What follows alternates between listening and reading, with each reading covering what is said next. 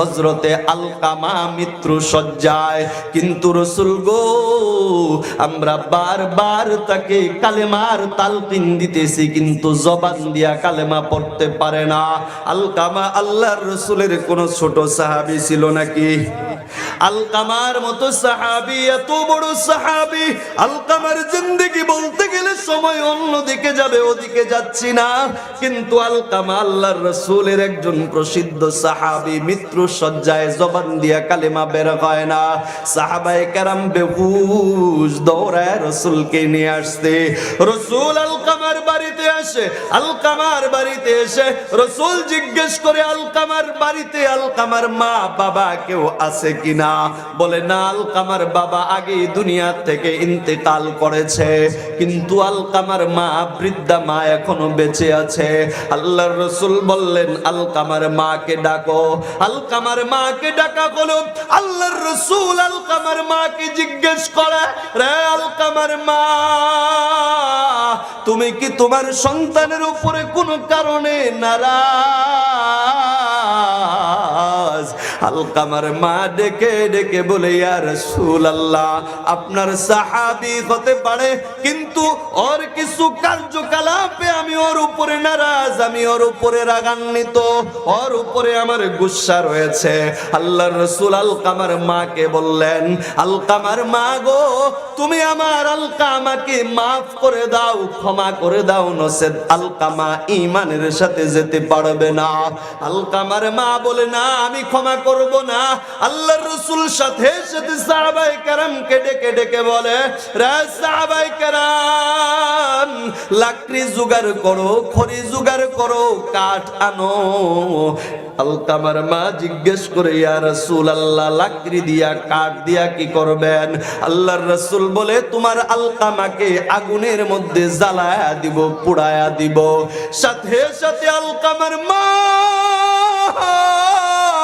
চোখের পানি ছেড়ে দেয়, মাটির ভিতরে গড়াগড়ি করে রাসূলের পায়ের ভিতরে পড়ে যায়।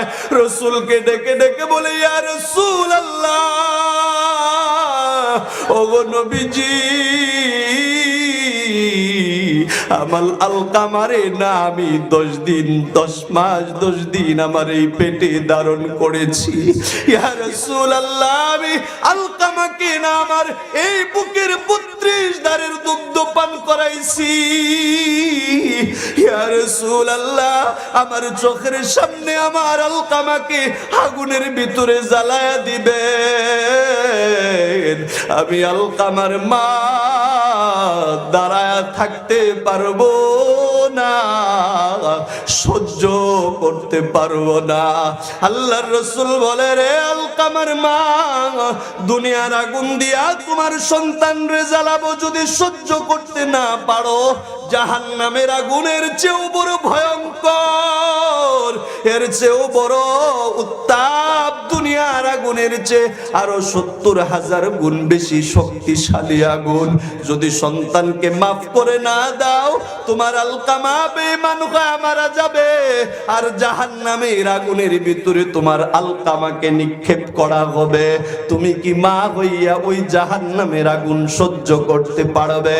সাথে সাথে আলকামার মা আল্লাহর রাসূলকে বললেন, ইয়া রাসূলুল্লাহ, ইয়া হাবিবাল্লাহ, ওগো নবীজি, আমি আমার আলকামাকে মাফ করে দিলাম। যখনই আলকামার মা বলেছে আমি মাফ করে দিলাম, তালকিন দেওয়ার প্রয়োজন হয় নাই। আল্লাহর রাসূলের সাহাবী আলকামা সঙ্গে সঙ্গে বলতে শুরু করেছে, লা ইলাহা ইল্লাল্লাহু মুহাম্মাদুর রাসূলুল্লাহ সাল্লাল্লাহু আলাইহি ওয়াসাল্লাম। ও জামালপুরের ভাই, ও জামালপুরের নওজোয়ান যুবকেরা, তোমাদের কাছে প্রশ্ন রাখতে চাই, আলকামার মতো সাহাবী আল্লাহর রাসূলের হাতে হাত দিয়ে যিনি কালেমা পড়ে মুসলমান হয়, এমন সাহাবীও যদি মার অবাধ্য হওয়ার কারণে মৃত্যুর সময় কালেমা নসিব না হয়, তুমি আমি কোন জায়গার কে?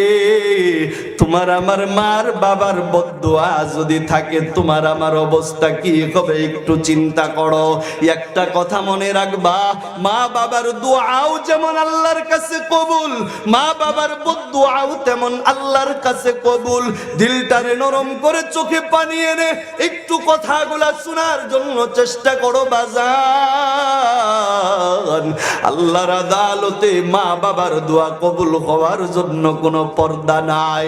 হাদিসে এসেছে, এরে মুসলমান, এরে আল্লাহর গোলাম, মেশিন গানের গুলি মিস হইতে পারে কিন্তু মা বাবার নেক দোয়া এবং বদ দোয়া কখনো মিস হয় না। মা বাবার দোয়া আল্লাহর কাছে পৌঁছানোর জন্য কোনো বাধা নাই, কোনো পর্দা নাই। আল্লাহর রাসূলের কাছে সাহাবায়ে কেরাম অনেক সময় গিয়ে দোয়া চেয়েছে।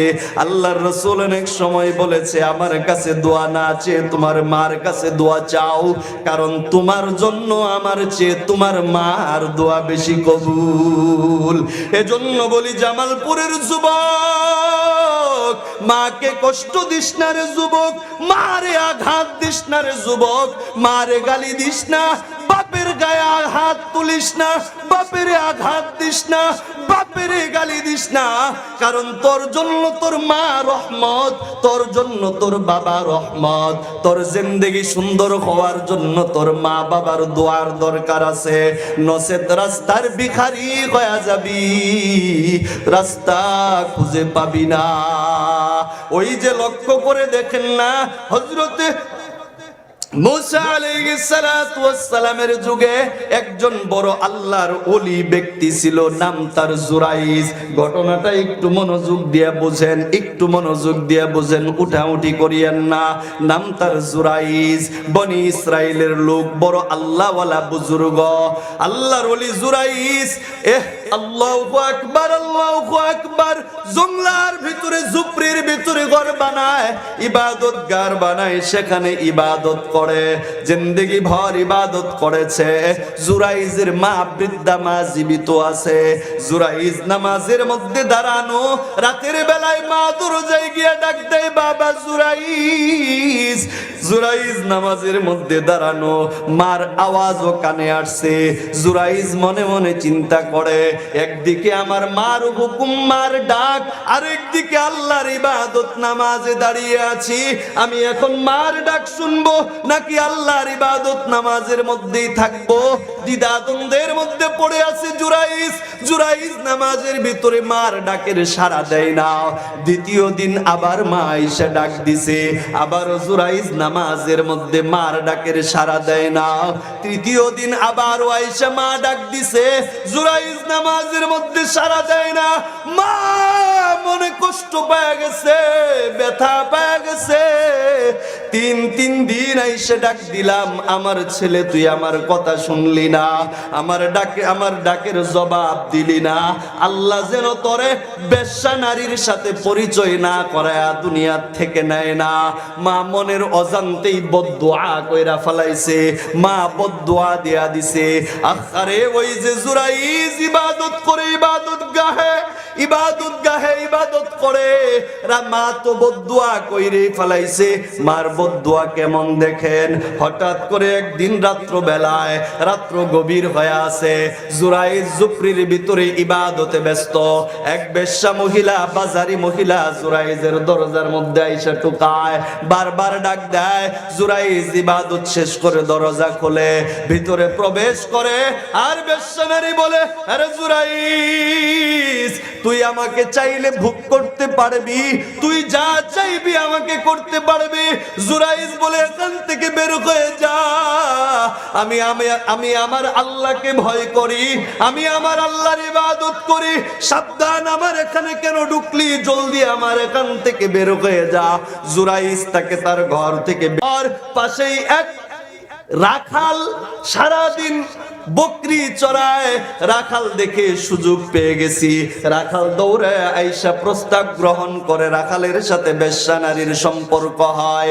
বেশ্যা নারীর রাত্র যায়, একদিন দুই দিন করে কিছুদিন পরে যখন বেশ্যা নারীর পেটে সন্তান আইসা গেছে, পেট যখন বড় হয়ে গেছে, লোকেরা বেশ্যা নারীকে দইরা, বাজারি নারীকে দইরা জিজ্ঞেস করে, কি ব্যাপার, তোর পেটে বাচ্চা কেন? এই বাচ্চা কে দিল? এই বাচ্চার বাবাকে। বেশ্যা নারী নিজেকে বাঁচানোর জন্য বলে, এই সন্তানের বাবা কইল জুরাইজ, জুরাইজের সাথে আমার সম্পর্ক হয়েছে, জুরাইজ এই সন্তানের বাবা। লোকেরা এ কথা শুনে সবাই দৌড়াদৌড়ি করে পাহাড়ের ভিতরে, জঙ্গলের ভিতরে জুরাইজের কাছে যায়। কারণ এ মুসলমান আল্লাহর গোলাম, একটু মনোযোগী হন। কোন মানুষ যদি কয় আপনি গো মসজিদে ইমাম সাহেব এই কাজ করছে, হ্যাঁ, যদি কোন মহিলা এরকম বলে যে ইমাম সাহেব এই কাজ করছে, হাই হাই, 3 বেলা খাওয়াই, কত আদর করি, কত যত্ন করি, কত সম্মান করি, কত সালাম দেই, আর হুজুর এই কাজ করলো, আছে না? এইরকম একটা বিষয় দাঁড়ায় গেছে। লোকেরা তো জানে জুরাইজ পুরো আল্লাহওয়ালা, আল্লাহর ওলি বুজুর্গ। লোকেরা সবাই আশ্চর্য হয়ে গেছে। হায় হায়, বলে কি এরে নাকি আমরা আদর করি, এরে নাকি আমরা সম্মান করি, এরে নাকি আমরা খাওয়াই। সবাই রাগের মাথায় পাহাড়ে উঠে হাতে যে যা পেয়েছে তা দিয়ে ঢেল জুরাইজের ঝুপড়ির ঘরটা ভেঙে তছনছ করে দিয়েছে। এমন মারছে জুরাইজ রে, ইতিহাস লেখে জুরাইজের শরীরটাকে রক্তাক্ত করে ফেলেছে। পাহাড়ের উপর থেকে মারতে মারতে মারতে মারতে নিচে নিয়ে এসেছে। জুরাইজ ডাক দিয়ে বলে, ও লোকেরা, তোমরা আমাকে কেন এমন ভাবে মারো? কি জন্য মারো? কথাটা তো একটু আমাকে বলবা, কেন আমাকে এইভাবে মারতেছো? লোকেরা ডাক দিয়ে বলে, ওই মহিলার সাথে তোমার কি হয়েছে? ওই মহিলার পেটে নাকি তোমার বাচ্চা। জুরাইজ বলে, হাই হাই, এজন্যই নাকি আমাকে মারো? কোন মহিলা? আমাকে তার কাছে নিয়ে চলো। মহিলাকে জুরাইজের সামনে আনা হলো, আর জুরাইজের সামনে মহিলাকে আনার পর মহিলার সামনে জুরাইজ দাঁড়ায় দাঁড়ায় মহিলাকে বলতেছে, এই মহিলা, তুমি কি কথা বলেছ? মহিলা বলে, হ্যাঁ বলেছি, তুমি তো এই কাজ করেছ। জুরাইজ এবার রীতিমতো আশ্চর্য হয়ে গেল। লোকেরা আরো মারধর শুরু করে দিল যে জুরাইজকে আবার সর্বোচ্চ শাস্তি, মৃত্যুদণ্ড দিয়ে দিবে, জুরাইজকে মৃত্যুদণ্ড দিবে। জুরাইজ ডেকে ডেকে বলে, ভাই, আমাকে মৃত্যুদণ্ড তো দিবা, সমস্যা নাই, তবে তোমাদের কাছে একটু সময় চাই, আমাকে 2 রাকাত নামাজ পড়ার সময়টা কি দিবা? বলে, হ্যাঁ, 2 রাকাত নামাজ পড়তে পারো, সমস্যা নাই। জুরাইজ যায় নামাজ বিছায়া 2 রাকাত নামাজের নিয়ত কইরা নামাজ পড়া, 2 রাকাত নামাজ পড়া হাত 2টা আসমানের দিকে উঠায়া আসমানের মালিককে ডাক দেয়, চোখের পানি ছেড়ে দেয় আর কান্দে, ওগো মালিক,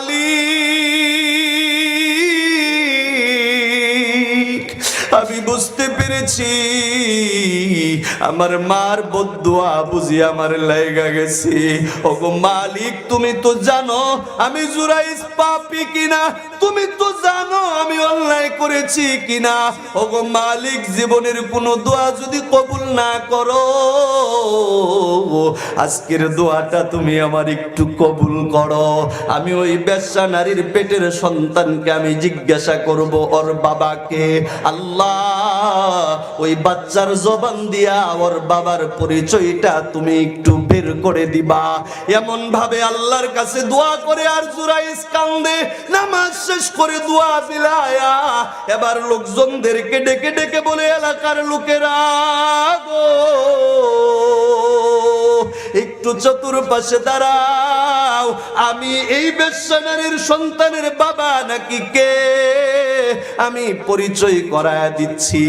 সবাই যখন চতুর্পাশে দাঁড়ায় গেল, জুরাইজ বেশ্যা নারীর পেটের দিকে ইঙ্গিত করে আর জুরাইজ ডেকে ডেকে বলে, এই বেশ্যা নারীর পেটের সন্তান, তুইও আল্লাহর গোলাম, আমিও আল্লাহর গোলাম। আল্লাহর হুকুমে তুই বল তোর বাবা কি? আল্লাহর কি কুদরত! বেশ্যা নারীর পেট থেকে, পেটের ভিতর থেকে বাচ্চা আওয়াজ দেয়। বাচ্চা বলে, আমার বাবা হলো অমুক জঙ্গলার রাখাল। আল্লাহু আকবার। পেটের ভিতর থেকে জবাব দেয়। কোন ব্যক্তি যদি আল্লাহওয়ালা হয়, আল্লাহ এটা করতে পারে কি পারে না? পেটের ভিতরের বাচ্চা জবাব দিয়া বলে, আমার বাবা এই যে জুরাইজ, তাক সে আমার বাবা নয়, আমার বাবা হইল অমক রাখাল, আমার মা অমক রাখালের সাথে রাত্রি যাপন করেছে। লোকেরা সাথে সাথে জুরাইজের পা চেপে ধরে, লোকেরা জুরাইজের কাছে মাপ চায়, জুরাইজের পা ধরে কান্দে। ওগো আল্লাহর ওলি, বুঝতে পারি না, আঘাত করে ফেলেছি, কষ্ট দিয়েছি। আমরা স্বর্ণের ইট দিয়ে আপনার ঝুপড়ির ভিতরে বাড়ি বানায়া দেই। বলে না, স্বর্ণের ইট দিয়া বাড়ি বানানোর প্রয়োজন নাই, আমার যেই ঘর ছিল সেটাই আমাকে দিয়ে দাও। সেটাই দিয়ে দেওয়া হলো। ইতিমধ্যে ঘটনা তো আরেকটা গইটা গেছে। বলে ঘটনা কি ঘটছে? জুরাইজ মনে মনে চিন্তা করে, আমার মার বদদুয়ার কারণে হয়তো বা আমার এই অবস্থা হয়েছে। মার কাছ থেকে যদি আমি দোয়া না নেই, মার কাছ থেকে যদি আমি মাফ চাওয়া না নেই, তাহলে হয়তো বা মা আমার না জানি আরো কত বদদুয়া করবে। জুরাইজ ওখান থেকে বের হয়ে, ওই আসামির কাঠগড়া থেকে বের হয়ে জুরাইজ মার কাছে ক্ষমা চাওয়ার জন্য নিজের এলাকায় যায়। এলাকায় যাওয়ার পরে এলাকার ভিতরে প্রবেশ করে দেখে রাস্তার সাথে যার সাথেই দেখা হয়, রাস্তার মধ্যে জুরাইজকে ধরে সবাই কান্দে আর কয়, জুরাইজ কত না তোকে খুঁজলাম, তোকে তো খুঁজে পাইলাম না। তোর মা না তোর অপেক্ষা কত করলো, তোরে পাইলো না। তোর মা তো আর দুনিয়ায় না। ওরে জুরাইজ, এই যে কিছুদিন আগে তোর মা ইন্তেকাল করেছে। জুরাইজ দৌড়ায় যায়, মার কবরের পাশে যায়, মাথা ঠুকায় কান্দে আর কয়, মা গো মা, আমি বুঝি তোমার জীবিত থাকা অবস্থায় ক্ষমা নিতে পারলাম না। জুরাইজ চোখের পানি ফেলে ফেলে কান্দে আর পাগলের মতো লড়াছড়া করে। এরে মুসলমান আল্লাহর গোলাম, জামালপুরের বাবারা, ও জামালপুরের যুবক ভাইরা, যত ইবাদত গুজারি হও না কেন, আমি তোমাকে এটা বুঝাইতে চাই, মা বাবার রাগান্বিত অবস্থায় যদি থাকে, তোমার ইবাদতের কোনো দাম নাই। এজন্য মা বাবাকে সন্তুষ্ট রাখার জন্য চেষ্টা করবা। আর মা বাবা যারা আছো, যাদের সন্তান আছে, সন্তান যত অপরাধী করুক না কেন, সন্তান যত আঘাতই তোমাক দেখ না কেন, কোনদিন সন্তানকে বদদুয়া দিবা না। মা বাবাদেরকে বলবো, সন্তানদেরকে বদদুয়া দিবা না। সন্তানদের জন্য মুখ দিয়া এমন কোনো কথা বের করবা না। আর সন্তান যারা আছো, তোমাদেরকে বলি গো, মা বাবার মনে আঘাত দিবা না, কষ্ট দিবা না। আখারে কেমনে মা বাবারে আঘাত দাও, কেমনে মারে কষ্ট দাও, কেমনে বাবারে কষ্ট দাও, তুমি কি জানো না? তুমি কি দেখো নাই? আমার তো সময় নাই, থাকলে তো বলতে পারতাম কোরআনের আয়াত দিয়া দিয়া। আর একটু বইলা সামনের দিকে শেষ করার চেষ্টা করি। এ যুবক, যারা মাকে আঘাত দিয়া কথা বলো, বাবাকে আঘাত দিয়া কথা বলো, মা বাবার সাথে দুর্ব্যবহার করো, কান খুইলা শুই না যাও।